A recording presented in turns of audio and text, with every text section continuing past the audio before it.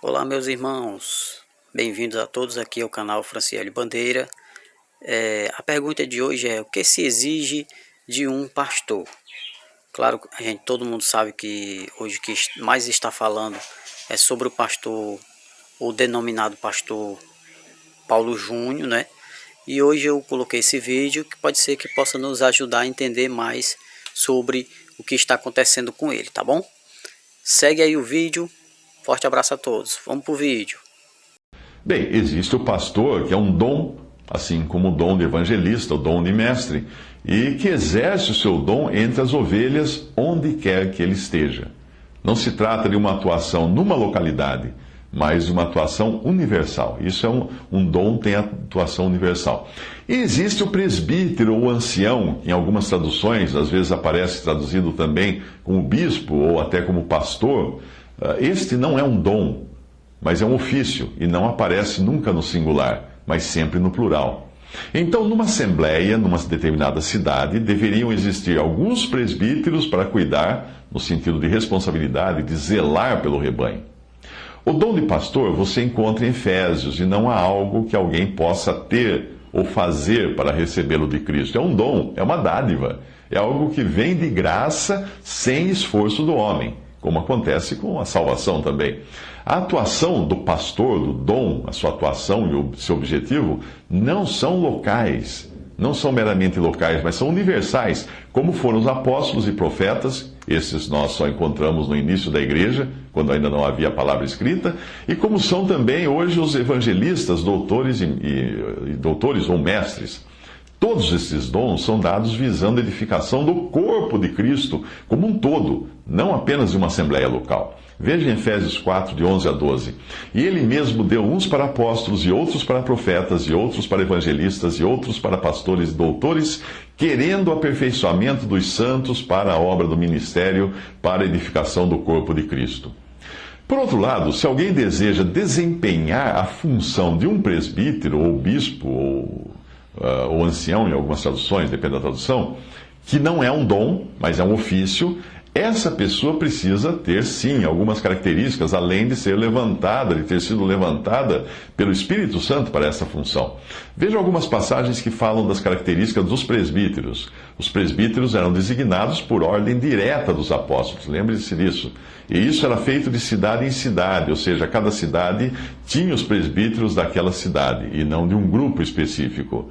Em Tito 1,5 diz: por esta causa te deixei, Paulo falando a Tito, te deixei em Creta, para que pusesses em boa ordem as coisas que ainda restam, e de cidade em cidade estabelecesses presbíteros, como eu já te mandei. Lembrando aos irmãos que qualquer dúvida, deixe o seu comentário aí no vídeo, tá bom? Vamos seguir mais do vídeo para você. Era uma ordem de Paulo para Tito. Os presbíteros que, além da responsabilidade sobre o rebanho, também trabalhassem na obra do Senhor, poderiam receber até a ajuda dos irmãos. 1 Timóteo 5, 17 a 18 diz que os presbíteros que governam bem sejam estimados por dignos de duplicada honra. Também aparece em algumas traduções, traduzido como duplicados salários. Principalmente os que trabalham na palavra e na doutrina, porque diz as Escrituras: não ligarás a boca ao boi que debulha, e digno é o obreiro do seu salário. Não deveria se acusar levianamente um presbítero, senão com testemunhas. É isso que nos ensina a palavra. Se ele tivesse pecado, ele devia ser repreendido na presença de todos. 1 Timóteo 5, 19 a 20, não aceites acusação contra o presbítero, senão com 2 ou 3 testemunhas. Aos que pecarem, repreende-os na presença de todos, para que também os outros tenham temor. Eles não deviam desempenhar sua função a contragosto, mas de forma voluntária, e não podiam ser gananciosos, isto é, não podiam fazer esse trabalho visando dinheiro. 1 Pedro 5, de 1 a 2, aos presbíteros que estão entre vós, admoesto eu, que sou também presbítero com eles, e testemunha das aflições de Cristo, e participante da glória que se há de revelar, apacentai o rebanho de Deus que está entre vós, tendo cuidado dele, não por força, mas voluntariamente, nem por torpe ganância, mas de ânimo pronto.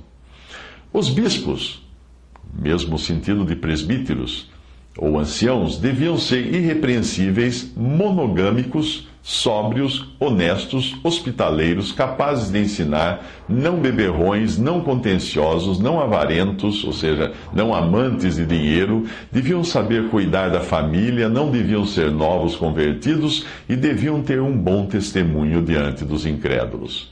1 Timóteo 3, de 1 a 7 diz: Esta é uma palavra fiel. Se alguém deseja episcopado, excelente obra almeja.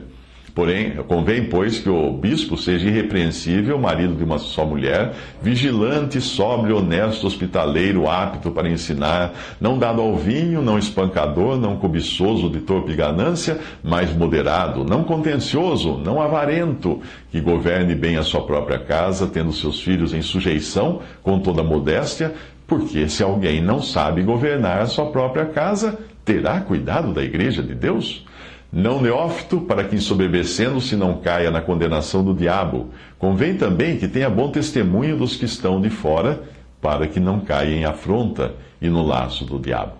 Portanto, aí estão as características, ou o que se exige de alguém que assume essa função de cuidador do rebanho de Deus, não exatamente de pastor. O pastor que fica à frente de uma congregação, que você vê aí na cristandade, não existe na Bíblia. Em nenhum lugar existe um homem dirigindo um culto a Deus ou coisa assim. Isso não tem. Existem os pastores que são dons, e vão de lugar em lugar exercendo seu dom, que é de cuidar.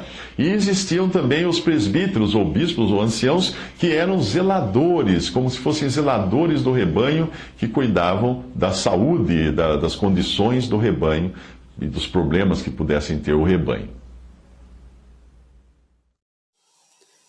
Muito obrigado a você que assistiu o vídeo completo. Forte abraço, até a próxima, se o Senhor permitir. Um abraço, irmãos.